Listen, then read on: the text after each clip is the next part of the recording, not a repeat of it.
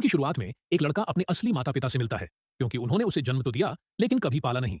सोचना मुश्किल है कि बचपन से उस लड़के ने क्या क्या झेला होगा। जिंदा रहने के लिए उसे काम पर जाना पड़ा।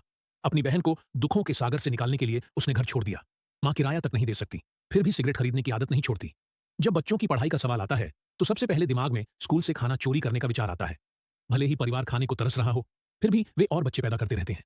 जीवित रहने का एकमात्र तरीका उन्हें यही सूझता है, बेटा काम करे और पैसे कमाए, और बेटी बड़ी होकर किसी बूढ़े आदमी की पत्नी बन जाए। कुछ बच्चों का जन्म गुप्त मंदिरों में होता है, कुछ बच्चों ने कोई गलती भी नहीं की होती। लेकिन दुनिया के दुख अब बहुत बदल चुके हैं। जब माता पिता ने अदालत में बेटे की शिकायत सुनी तो जागने के बजाय वे खुद का बचाव करने लगे। उन्होंने कहा, यह हमारी गलती नहीं, ये गरीबी और समाज की बेरुखी की गलती है। ऐसे निर्दयी माता पिता के सामने लड़का टूट गया।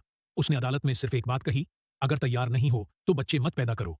बच्चे को जन्म देना और उसे न पालना अपराध नहीं माना जाता, लेकिन अगर बच्चा घर की गर्माहट महसूस नहीं कर पाता तो उसे पूरी दुनिया से निराशा मिलती है।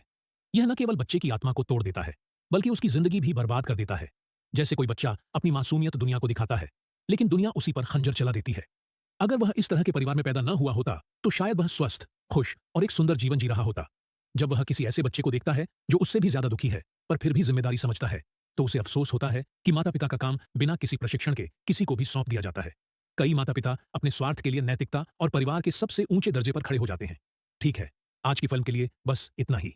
देखने और समर्थन करने के लिए धन्यवाद। फिर मिलेंगे अगले एपिसोड में।